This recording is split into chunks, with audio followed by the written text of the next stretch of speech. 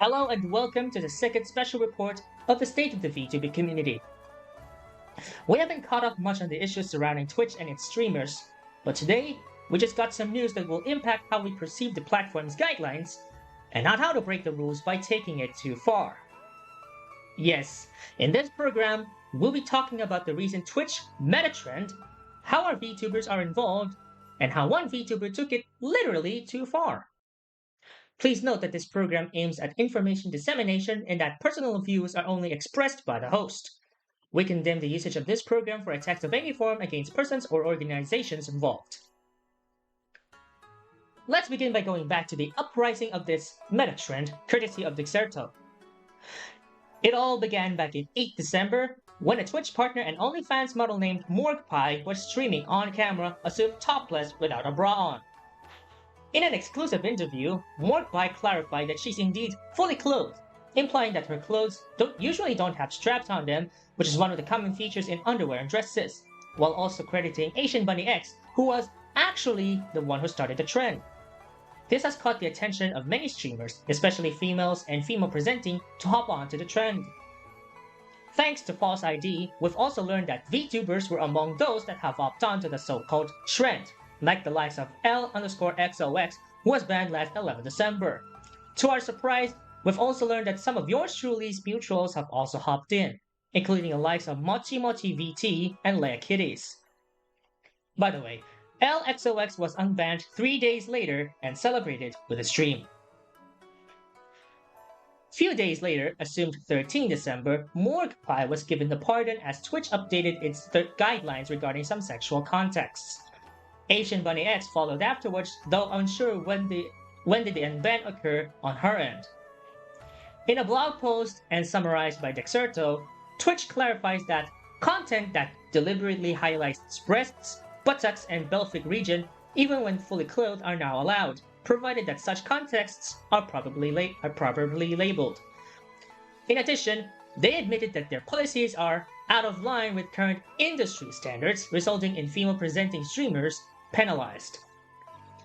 Other policies were also allowed with proper contextual labels, including fictionalized, fully exposed female-presenting breasts and/or genitals or buttocks regardless of gender, body writing, and erotic dances.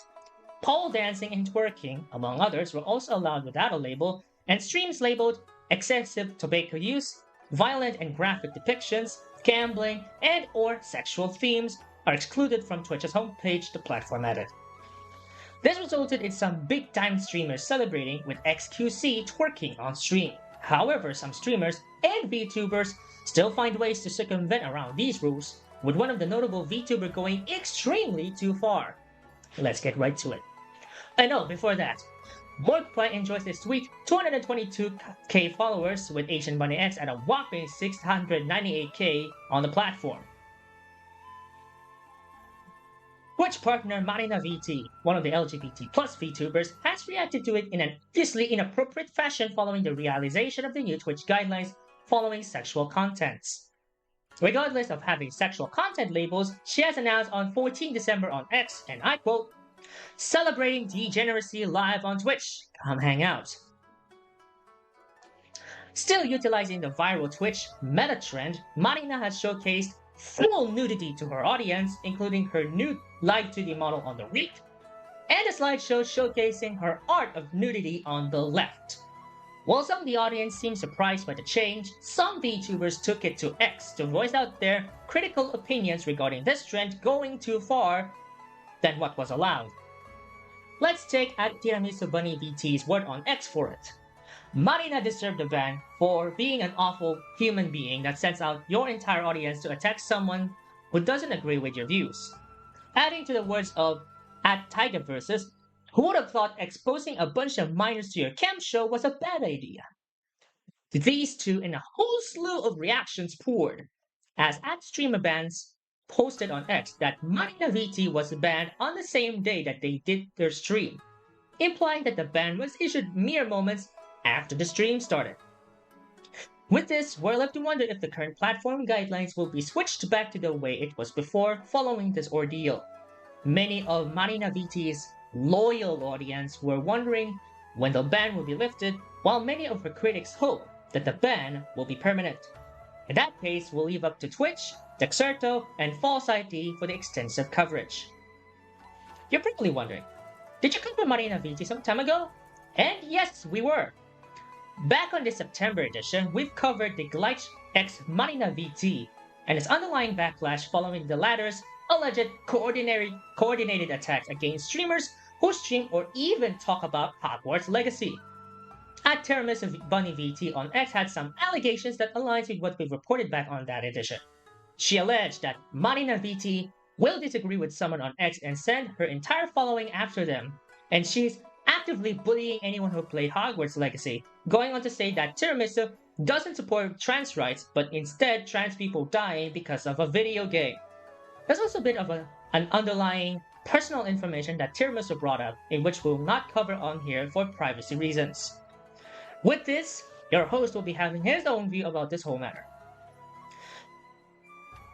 As an IRL adult, I can definitely say that a lot of these could go wrong with any platform, not just Twitch. But to see everyone else trying to circumvent the rules and taking things too far is just absurd, even for me. I mean, have you tried to read the TOS in some way or another? I can admit, I partly read the TOS and its underlying guidelines, but I'm working to provide an appropriate middle ground for my contents. I will admit, I've seen and played a number of games that are close to extremities, and have streamed games that are somewhat close to breaking that middle ground but with appropriate levels. I've also done VODs and videos regarding some of the content that platforms automatically classify things based on the content alone, to which I can get by. To those who are offended in some way or another because of this, I truthfully apologize. But let's get back to the topic. The way that these guidelines imply should not be in a way to be treated softly on the matter. Even if there's a slight change in such, what you do can have some consequences, just like what Marina VT did. I usually don't align myself with these kinds of 18+ and or extremely sexual stuff. I have my Sakura Sumiyoi for that.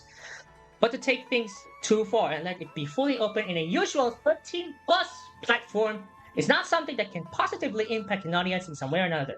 So, Marina VT, what are you doing? Also, let's not forget about your shenanigans against the community because you are a pro LGBT+ who doesn't agree with playing Hogwarts Legacy because of J.K. Rowling. I know a bunch of people who play the game and I see no absolute reason not to. Let's also add to the fact that some of my friends and mutuals on X are considered part of LGBT+, but I don't see a reason for them not to be able to play the game whatsoever. It's the antics like yours that got to this whole conundrum, to which I'm not surprised by this fact.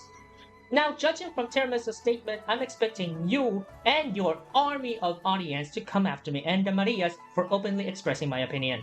But let me say this. What you did right now is inexcusable.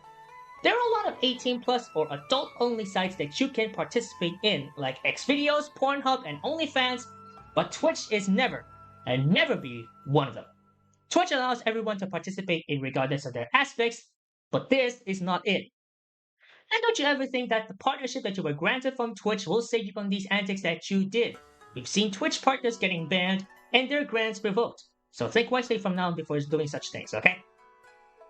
Anyhow, this concludes the second special report. This will also be covered in our year-end December edition of The State, so keep your eyes peeled.